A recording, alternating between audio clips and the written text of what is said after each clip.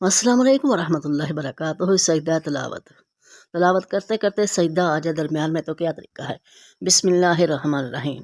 سجدہ تلاوت کی شرائط کیا؟ سجدہ تلاوت کے لیے بھی انہی تمام شرائط کا پورا کرنا ضروری ہے جو نماز کے سجدے کے لیے ضروری ہے، مثلا جگہ کا پاک ہونا، کعبہ کی طرف منہ ہونا وغیرہ۔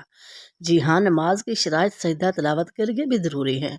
سجدہ تلاوت کا صحیح طریقہ کیا ہے؟ بہت دفعہ لوگوں کو مختلف طریقوں سے سجدہ تلاوت ادا کرتے دیکھا گیا۔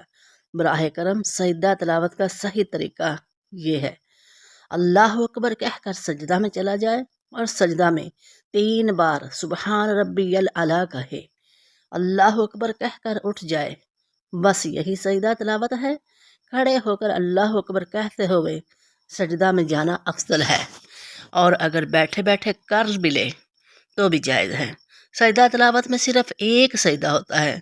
سجدہ تلاوت میں 2 سجدے ہوتے ہیں یا صرف ایک آیت کی تلاوت پر ایک سجدہ واجب ہوتا ہے، البتہ مجلس بدلنے پر وہی آیت پھر پڑھی تو اس کا الگ سجدہ واجب ہوگا۔